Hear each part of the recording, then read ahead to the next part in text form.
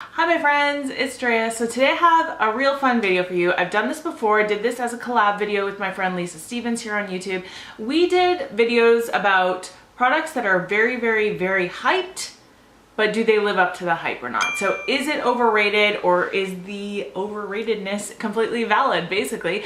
And those were a lot of fun. You guys responded really well to them, and I asked you in that video if you would like to see a part 2 because I had a lot more stuff that I knew I could talk about, and you said yes. So that's why I'm doing this again. So this is part 2. I will obviously link the original down below. Let's just start it off with something that's probably one of the most hyped products of the last year, which is the Modern Renaissance palette from Anastasia.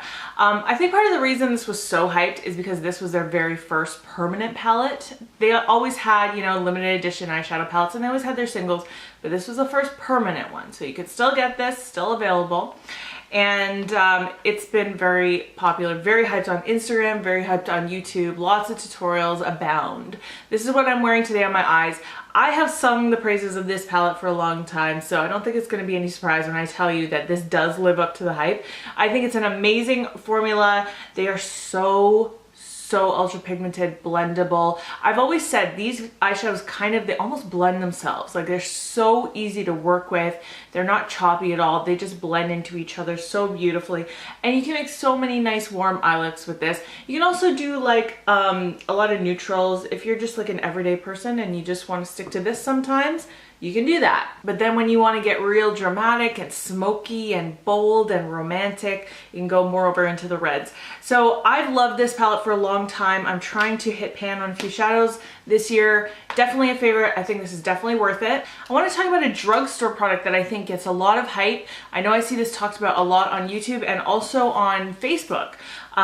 This is the Coty Airspun powder. So this is from the drugstore. This was tough for me to get my hands on here in Canada, but I got it off of Amazon, and I know it's available like in Walmart in the States, and it's only like $5. So very cheap. You get a ton of product in here. I mean, I've had this for so long, and it looks like I barely even put a dent in it, and I use it all the time. This is one of my favorite products for baking. I do think this lives up to the hype, especially because it's such a good value. And I wanted to talk about another powder that is super hyped, which is the Laura Mercier translucent setting powder. I think this has gotten so much hype on YouTube in the last couple of years. I bought the travel size just to try it out, so if you're interested, you can buy a smaller size. You don't have to spend the $40 on the full size. I do really like this, and I do think it's a great product. Like, it's great for baking. It gives you a very smooth surface, and it also brightens under your eyes. But I feel like the Coty Airspun powder does the exact same thing. So I'm not gonna like full on call them a dupe. I just think that this is kind of very hyped. It is worth it, but it's really expensive. And this is really hyped, and this is definitely worth it because it's so affordable. When I say NARS blush, what do you think of? You probably think of Orgasm blush, because this is the most hyped NARS blush there is. I have a little 100-point perk size of Orgasm here. And then I also have this palette, which was the Foreplay palette, which has a pan of Orgasm in it. So I actually have this twice in my collection, and I don't really love it on me. It doesn't really work for my skin tone. It's a peachy pink, but it has a lot of gold in it, and it is a beautiful color. But because I have such olive undertones, it doesn't really work for me. I think this blush is super overhyped. If you Google NARS Orgasm dupes, there are so many that pop up. And granted, some of them are more dupey than others, and some of them are maybe just like, well, I guess you could kind of call that a dupe, but it's kind of questionable. But there are dupes out there. Now, I was looking through my collection, and I don't have a dead-on dupe for this, but you know, when it comes to blush, there are things that when you swatch with a finger are gonna look like a dead-on dupe, but there are also things that don't, and when you put them on your cheek, they still end up looking the same. They give you that same vibe, you know what I mean? So when I was doing that last night, Petal Power from MAC is kind of similar. Too Faced Peach Bellini is kind of a little bit similar too. One that I was researching online said that Pearlescent Pink from Wet n Wild is a dupe. I don't think it's a full-on dupe, but it is, again, very similar. And then this one I think is a real good option too. This is from Essence. It's the Silky Touch Blush in Autumn Peach. And this is First of all, it's just a really pretty blush, but it's very kind of got that peachy pinkness. And like I said, I don't have a dead on dupe in my collection, but I personally am satisfied with blushes that are gonna give me that same just sheen effect, that peachy pink sheen effect.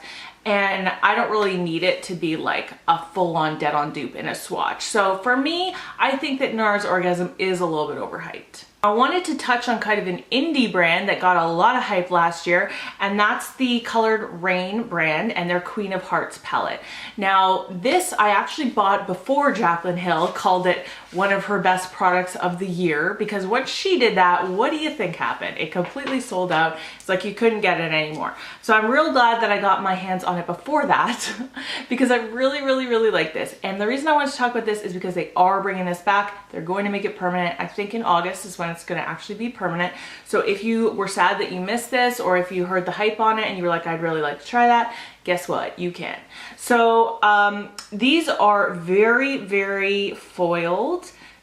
A little bit on the chunky side. I would say you should probably do your eyeshadow first. The mattes are very, again, very pigmented, and all this just, it's pretty effortless. Like, it's blendable, although you're gonna get that real dramatic effect, right? Because these are super gorgeously dark and dramatic shadows. And then the foiled ones are just like so nice to work with. I put it in my arm hair, so maybe it doesn't look so good, but you get my drift. I think this is totally worth the hype. I think it is worth the money. It is a little bit more expensive. Again, it's an indie brand. You know, they can't afford to do things super cheap, but I really do think it's worth it, and I would totally recommend it. Foundation is one of my favorite things to test. Last year, I finally caved and bought the Estee Lauder Double Wear foundation, and this has obviously been hyped for a long time, especially by people who really love full coverage. You know, full coverage for me, I could take or leave. I'm okay with medium, but a lot of people love full coverage foundation. For me, I love this foundation because it's real good for oily skin. Like, it keeps you matte for a really long time. This is the foundation I'm wearing today. I love the finish it gives. I love the way it looks on my skin. So this to me is totally worth the hype. I know it's kind of expensive, but I really do think it's worth it. Like, there are so many expensive foundations nowadays. Practically anything at Sephora is gonna be 50 bucks. So might as well get yourself some Estee Lauder Double Wear. I want to talk about a product that has been, in my opinion, overhyped as a dupe. This is the NYX Micro Brow Pencil. I bought the shade medium? No, taupe. I bought the shade taupe. So this is not necessarily hyped on its own, but it is hyped as a dupe for the Anastasia Brow Wiz. I bought this recently. I was expected to be blown away, and I have just been so underwhelmed by this.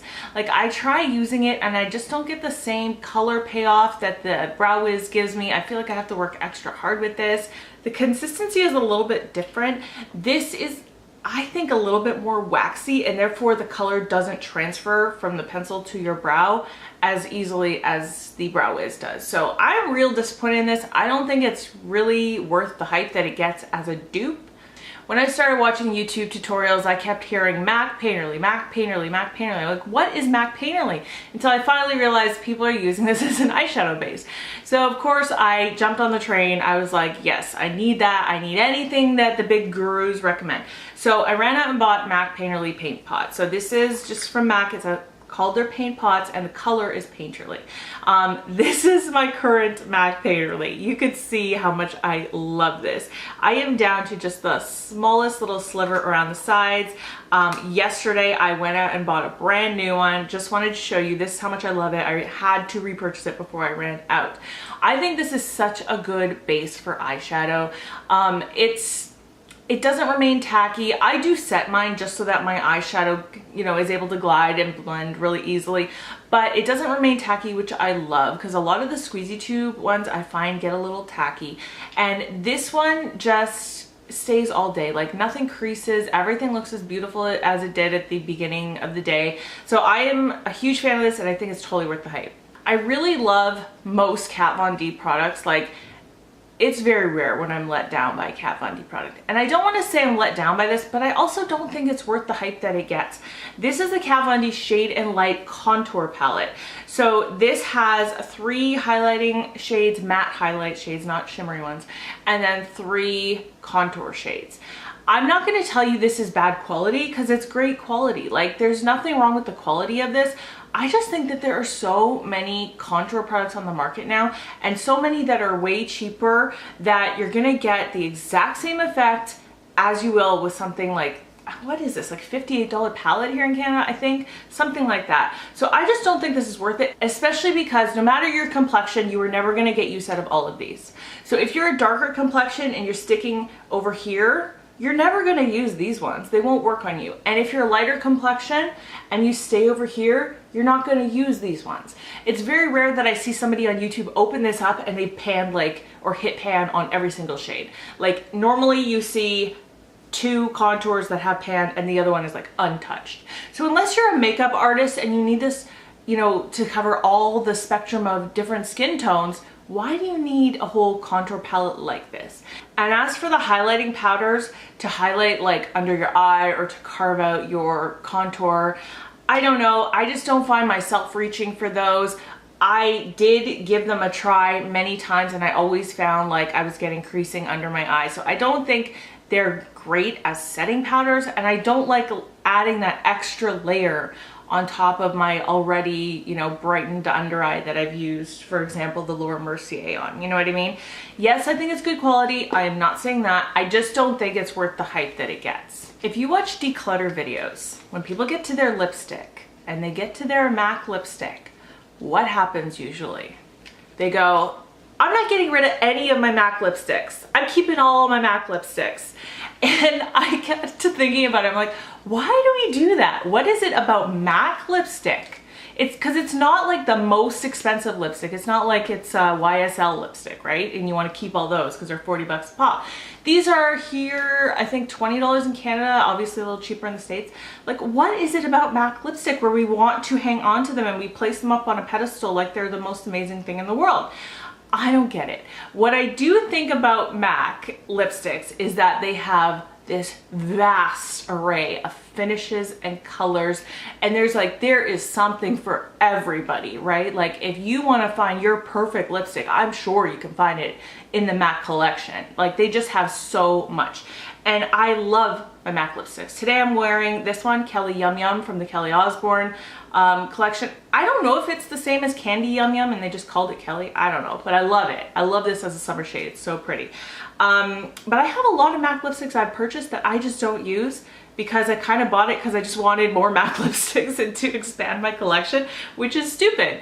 But I don't know. I don't think they're totally worth the hype, but I do think they're great. And I think, like, you don't need to buy every single one. You just don't. There's no way. If you're a packaging addict and you like to collect stuff, like, these are so cool. Like the Mariah Carey, how can you not love this sparkly gorgeousness? It's just so gorgeous. Like, I jumped on this. I was obsessed at the time. And unless you're a collector, like, shout out to Tarababyz. Go watch her lipstick collection video because it's incredible. And she has said many times, she's a collector. That's why her collection is so big. So props to that. If you're a collector, that's amazing. But for the everyday person, I don't think MAC lipstick is like the end all and be all of lipstick. There's some great options. You know, NYX has tons of different finishes and colors. They're always putting stuff out. And Maybelline has great colors too at the drugstore. So it's not that it's like the best value, but let me know your thoughts, because this is still like in my head going, why do people put MAC lipstick up on a pedestal? I don't really get it. I do love them too, but I don't think they're totally worth the hype. So that's it for today. I hope that you really enjoyed this video. No offense if I said that something wasn't worth the hype and you love it. I mean, this is just my personal opinion. But let me know down below, what do you think are some overhyped products that get way too much credit on YouTube and Instagram? Because we all know there's stuff that is super, super hyped up, and sometimes it's worth it and sometimes it most definitely is not. So let me know what you think. If you're new here, definitely subscribe and give this video a thumbs up if you liked it. That helps me out so much. I hope you're having a wonderful day. I love you guys, and I'll see you in my next video. Bye.